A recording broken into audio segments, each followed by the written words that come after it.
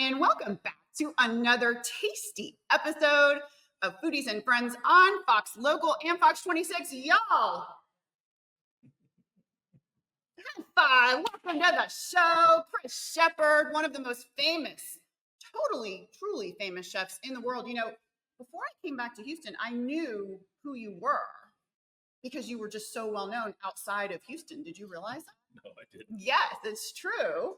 You've made an incredible impact here in Houston, not only for your culinary creations, but now as the founder of Southern Smoke Foundation, which is your baby. This is your life. And what I find so inspiring about this is you come from the inside of the industry. You have made your life as a culinary professional. But in that, you've also seen the struggles and the things that people really need help with, kind of the holes in the puzzle, so to speak. And you're setting out to fix it. You're making a difference. Well, there hasn't ever been a safety net for the industry. It's a hard industry. It's a lot of hours. It's a lot of stress. It's a lot of like due diligence, but it's never been something that's been completely able to take care of itself in a way. I mean, it's hard. Yeah. So just trying to build that infrastructure to help people out. Well, and you know, one of the reasons it's so difficult is, hello. Hello. Thank you so much, JC. JC, Rick. Some menu. Yeah. Oh, yes. Should we order brekkie? Are you hungry? Yeah. Sure. We'll order some brekkie. Will we take a look? We're here at Dandelion. Oh, yes. I love these menus. How hungry are you? Well, I mean, if I'm here, there's only one thing I'm going to get. What's that? It's the chicken and waffles. Chicken and waffles. Well, yeah. World famous.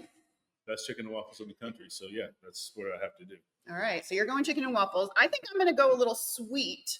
Lemon blueberry French toast. Calories don't count today, y'all. All right. You know, calories don't count. No calories. Normally I wouldn't do chicken and waffles too often, but with this one, Hey, that's for a reason. I know. Thank you, Jason. Awesome. But getting back to what you're saying, in you know, it's been tough for the industry to kind of take care of itself. One of those reasons is because profit margins are so small in the restaurant industry, right? Yeah. You know, and it goes back to like, we fund individuals in the industry and not so much the restaurants. Actually, we don't fund restaurants. We fund the staffs. So what our main goal was with Southern Smoke is that we have two pillars. One is emergency relief, where we take care of people in the food and beverage industry. And it goes anywhere in the chain, from farmers to bottling line workers to delivery drivers to cooks, bussers, waiters, owners, anybody in that chain in their time of crisis. And we can't define a crisis. We're not going to define a crisis. It's one of those things like the crisis is what belongs to you, and it's an application process that happens. And we have two criteria: 30 hours in the week and 6 months in the industry. And those 30 hours a week, or in the 6 months, it doesn't have to be at one restaurant, right? And so the goal here is to, if something happens, whether it be, short on paying a bill, you can't pay a medical bill, you can't even go see a doctor, you can't do this, you can't put food on the table, can't pay rent. We've done anything from paying a small bill to we've done dental reconstructions to open heart surgeries, spinal reconstructions, getting people prosthetic leg, getting people out of domestic violence situations, getting them into a home, paying their rent, getting them set up for their success, getting their food on their table. Like it really does do the work. And since we started that in 2017, we've granted about $14.5 million across all 50 states and Puerto Rico. I mean, who's doing that? Nobody else is doing that. No, really, nobody else is doing that. not like, especially not somebody like you from the industry, a superstar coming from within and being like, all right, y'all, now it's time for me to give in another way. Yeah, and then dealing with a lot of the hard times is like trying to break down the stigmas of mental health in 2020. That's a big one for you guys, right? Yeah. We call it the Behind You program. In 2020, we figured out a way to work with the University of Houston and Mental Health America kind of put us together because the PhD graduate students couldn't graduate because schools were closed, and so they weren't getting their actual hours. And so that's when we kind of formed a partnership. And we're able to grant anybody in the food and beverage industry in the state of Texas access to free mental health care. And so they basically apply in the same form. Huge. And once they go into the process, like once they're verified, we send them right to the university, and it's all telehealth. And they get 20 free sessions. After that, it's a sliding scale. Yeah. And so we now have that program in 10 states, DC, and going into 3 more this year. And the whole goal in that is like getting somebody to take care of themselves. And it's like, without knowing what we were doing, I mean, when this happened, it was like, wow, we didn't see that coming. This makes it easier. What I'm talking about is, as a young cook, I can't imagine myself looking to the person on the saute station next to me and saying, "You got a therapist? How do I find one? And how much are they?" Mm-hmm. And then all of a sudden, you're like, "Man, $200 an hour. I don't know if I can do that No, because I'm barely paying my bills anyway." Yeah. And so, this gives you the opportunity to just apply. You don't have to talk to your mom, your dad, your significant other, your friends. You can just take care of yourself without having to have the conversation with anybody. And by working with the colleges, you have your therapist. And then when your session is over, it doesn't stop there. They don't go on to another one. The professors come in and they work with that student. Then they devise a plan for the next week. So you're getting actually some of the best care in America by doing this. And it's pretty amazing that it's working out this way. We just, passed our 7,000th free session given. So yeah. And so it works.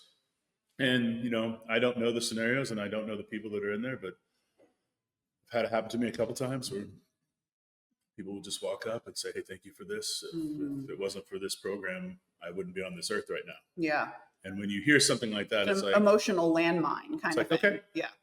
I'm gonna go sit on the corner and cry. Yeah. But let me go to the bathroom real quick. Yeah. Just take care of yourself. I mean, Yeah. I look at mental health care as if you would getting your tires rotated or putting air in your tires or getting your oil changed or anything. It's maintenance, and it's just something that needs to be done. It's not something when the problem is in front of you. It's something that gives you the abilities to deal with anything. Yeah. So. I mean, and what you're doing is you're truly doing something remarkable because it's a multifaceted approach. You're providing the support to the individual who really needs it and doesn't have, as many of the resources available to them that maybe somebody else would if they were in a different corporate America 9-to-5 kind of job. But at the same time, you're enabling the operators, the restaurant operators, to act a little bit more responsibly, a little bit more kindly, because if they have, like, if I'm an operator and I've got a restaurant and I know you guys are in my back pocket, like, I would be embracing you guys and I would make it I would pitch it to my staff.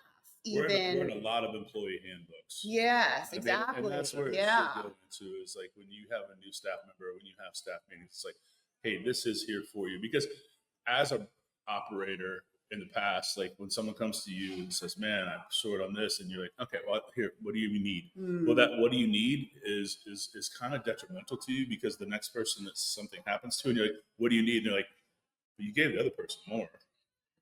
And that just gets you into this problem. And instead, like, just send them to us, because we can get stuff done in a matter of days. When it's, because the team, if it's financial assistance, people, cooks, waiters, they're always like, "I just need $1,000 to get me through." It's like, hold up. We go through a little financial breakdown with you to figure out where your pluses and minuses are. And we may look at it and say, "You know what? Actually, you need $3,000 to get you out of problems." And so then we put it right in your bank account. Yeah. So it's life-changing. So yeah, we may fund you more. That's how it works. Based on what you need. Yeah. I mean, I'm sure that your experience, like you said, coming up, a lot of different areas of the culinary world that you've touched and been in and crushed, but you probably have some really kind of heartbreaking experiences where there was only so much you could do, but you wanted to do more, and you're looking outside in your industry and you just don't see anything. That had to have been just kind of like helpless. Is that really what spurred Southern Smoke? So it started off as an MS fundraiser for Antonio Gianola, our friend over at Houston Wine Merchant. Shout out to Houston Wine Merchant. Yeah, because he was. We love shout outs. Yeah. They're good people. Because we were doing dinners to raise money for culinary, scholarships for culinary students, and we funded one person. But then Antonio came to me and he was like, "Hey, can we do a dinner to raise money for MS?" And I was like, "Why?" And he was like, "I was diagnosed with MS this week." I was like, "We're not going to do a dinner. We're going to figure something better out." Look at this, man. Yeah. Oh, JC. Oh my goodness. Those chicken and waffles, baby. Let's go. Enjoy them. Oh You my can come goodness. somewhere. Yes.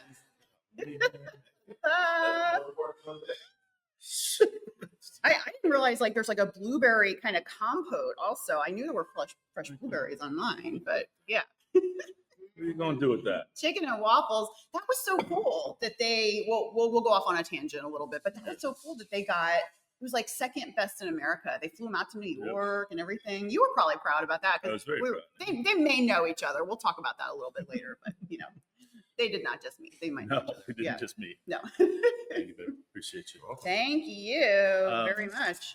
Yeah, so it started off as an MS fundraiser, and when 2017 happened, so the first 2 years we were going to do a dinner in the parking lot. And I called Sean Brock, Rodney Scott, and Aaron Franklin, and I was like, "Hey, you guys want to do a dinner? Maybe 100, 150 people?" Yeah. They're like, "Yeah, sure." And then it turned into talking to the mayor's department of special events and shutting down all the streets around us. A few city blocks. Yeah, and they gave us the stage, and so it was one of those things like, okay, but now it becomes a full-on festival. So we had the team, secretaries from Past Revisions at the time, and Justin Yu and Ryan Pera. Oh, love Ryan Pera. And then all of our teams, and we raised $181,000 for the MS Society that year. First try. Literally not knowing what we were doing. And That's not standard, Chris. People don't usually set out to have a party and come out with about $200,000. We called the MS Society the day before, and I was like, "Hey," or a couple weeks before, I was like, "We want to raise $100,000 for you," and they laughed. And they laughed. And they're like, "Yeah." And I was like, at first I was like, "Man, what are you talking about?" And I was like, "Nah, yeah, you're right." People probably tell you that all the time. They don't know what the costs are, and all of a sudden, but we were very diligent, and the same people that laughed stood there and cried when I wrote them a check. Yeah, oh, I'm sure. And then next year, 284, but year 3 was Hurricane Harvey. And that was the preface of it, because the Mayor's Fund, Red Cross, JJ Watt, all of it none of it's going to hit a farmer. None of it's going to hit somebody that works in a drive-through. None of it's going to hit a busser or a cook, anybody. Yeah, those are great points. And so we put out applications. We followed kind of a guideline of another organization in Atlanta that's kind of doing the same thing, but they paid electricity and rent. But that was it. And I was like, look, for this and everything else, we can't define what someone's crisis is. Right. And so we just need to figure out, they're going to have to tell us, oh, I have, this or this or this. And okay, well, let's figure that out with you, because it is this, we don't have a whole lot of red tape. It's just us. Yep. And so, we have a very strong guideline of what fits in our parameters, of course, but it's also how do we make it more beneficial for the consumer or for the person in need, I should say. Absolutely. So.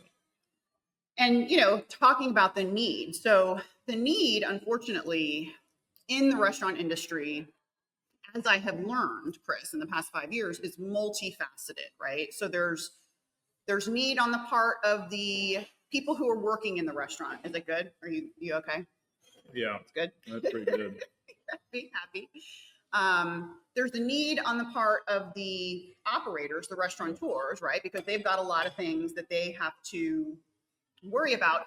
This is one of the areas, this is one of your assets, one of your strong skill sets, because like you mentioned, the other orgs, and maybe they're not in Houston, they're national orgs, they may not have the insight that you have in the industry, specifically in Houston too, right? They may not know that we have to touch this part, we have to help this, or we have to assess, because they're not in the kitchen, they're not on the line, they're not working in the culinary industry. And so they miss a lot. And so you're kind of like the insider, you're like the translator, you're the magic guy. You know? I mean, we're here to take care of the staffs, the people that are taking care of us. We stay away from people like, egg prices are high, can you help with eggs? And I'm like, I cannot. Right. You cannot manufacture I can't golden goose that produces cheap eggs, right? Or can you, Chris? You might be working on that next. We don't fund restaurants. Right. We learned that during pandemic. There's, because we went from funding about, $100,000 a year. Mm-hmm. And then in 2020, we funded $6 million. Yeah. And so it's Big jump. But we did that case by case per individual, not the restaurant, because if we did the restaurants, there's not enough money. There's not enough money. No. Now, speaking of that, we kind of touched on this earlier. The public can feel the prices. The public can feel their shrinking bank accounts, which has translated in some cases to less people dining out. You know, I hear from a lot of restaurants pretty often, they're struggling. They're struggling, and they're struggling to get people in the door. They're struggling with landlords a lot. They're struggling with permits, things like this. What are some of the things that, in addition to the prices, are these kind of the same things that you're hearing? Yeah, I mean, a lot of those things are kind of holdover from 2020, which is kind of terrible. And I think what happened is that, you know, real estate's always been a tricky one, right? And cost of goods has been a tricky one since 2020 as well, right? It's going up. And it doesn't change. And it's remember, there's always a run, right? There's always like, I remember people, what was it? Chicken tenders were a thing. Like, we're running out of chicken tenders. I was like, the wings are behind, yes, but the chicken, you're just cutting a chicken breast. Like, there's I don't understand, but anyway, some of it's kind of an awkward thing to me, but it's also like you have to be able to adjust and control your menu, and the consumers definitely are gonna feel it, because as a restaurateur, you can't, if an egg costs you $1, you still need to charge $3. Totally. If that egg costs you 50 cents, well, then you need to charge $1.50, right? Yeah. Because there's still rent, there's still staffing, there's everything on control. And people think, well, restaurants are just making all the money, and it's like, technically, no, they're not. Right. They're not making any money, but they also don't want to make it to the point where they're having to price it up to where you don't feel comfortable doing it. And so it's a fine line of a game that people are having to play, and it's a dangerous game, because what we found after 20 is that, you know, a lot of people took a couple of years off, or I hate to say it like that, but whether they liked it or not. Yeah. But they made these plans, and then they had some money, and then they found some money, and then all of a sudden they're opening restaurants. Because I don't remember, but 2020 or 21 and 22, we had just an explosion of restaurants. We did. Right. Yep. And they are. And it was everywhere. wild. We were like, where are they coming from? I remember seeing, like, here are the new restaurants that are coming out, and I was like, it's like 95 that are just written about. There's probably another 300 that nobody has really heard about. Sure. And so when you start to do that, well, you take part of the pool's only so big. Yeah. Right. And when costs get a little high. And diner sentiment changes by the day, it seems. Yeah. And it's like, this is a hot restaurant. This is a hot restaurant. This is a good restaurant. And you know, it becomes very challenging when you put so many people in the pool. Because there's only so many guests. And when money starts to get tight, or when people have this feeling of like, I'm just going to hold off. Right. It's the mid-tier restaurants that you see are going to hurt. And you know they are right now. And it's the $15 to $30 entree places where people are choosing to just stay home and not go out, because they're going to save those dining dollars for the one big meal. And then the rest are just going to cook at home. The ones that are cheaper, it's just like we're feeding a family. But like when you start talking about cost of feeding people, like how the markets are reacting, all these other things, it's like, wait a minute.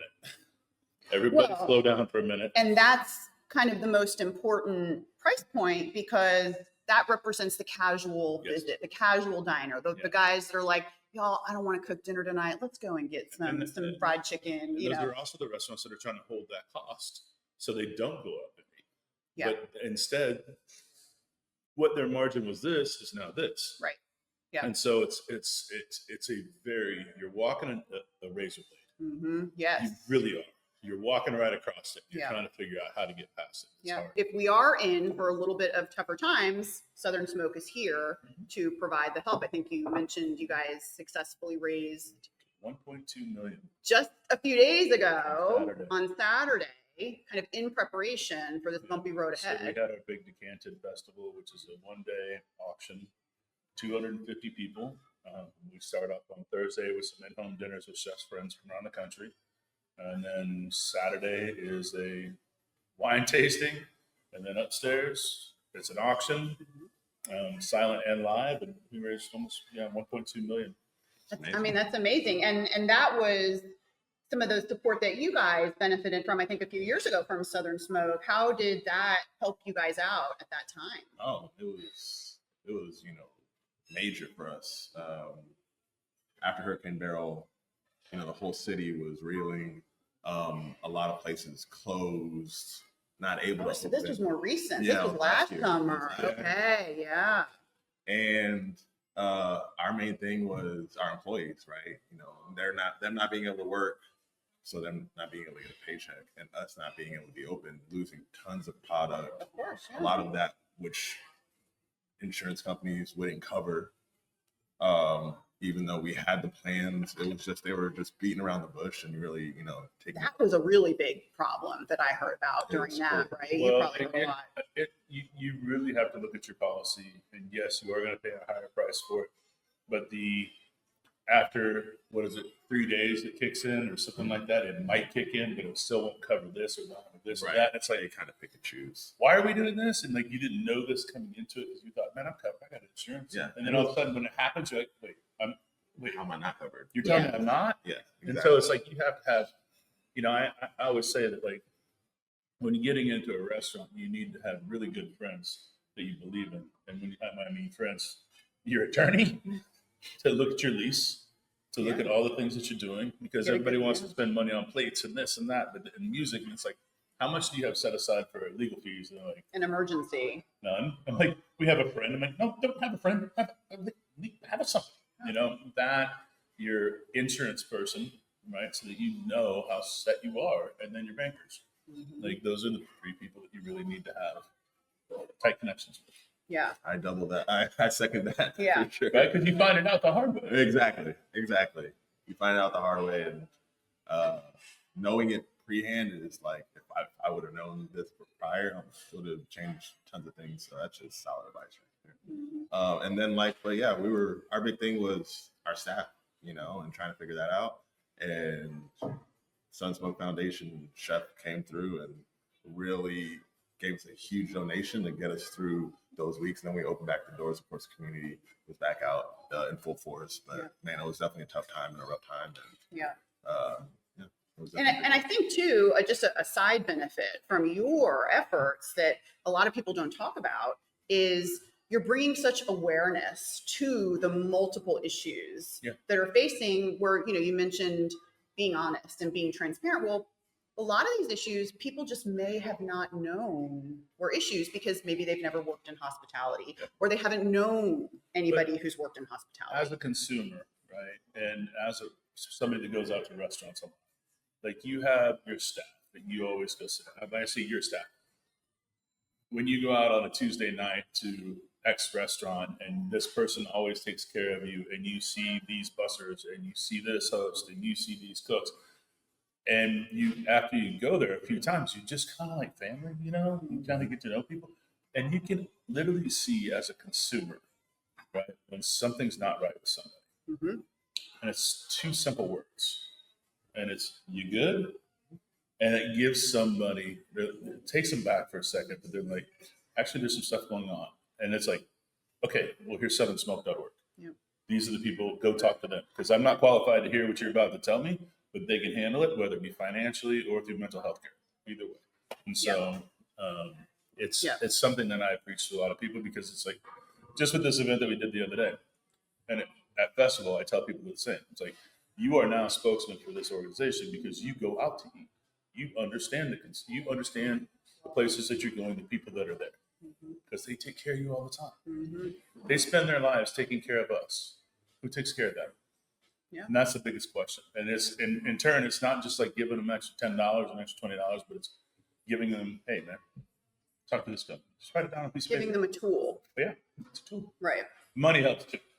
But well, and hopefully no, it don't hurt. All right, y'all, we've run out of time talking to Chris Shepard. No shocker, but we're going to continue the conversation next week on Foodies and Friends with part 2. Stay tuned, y'all.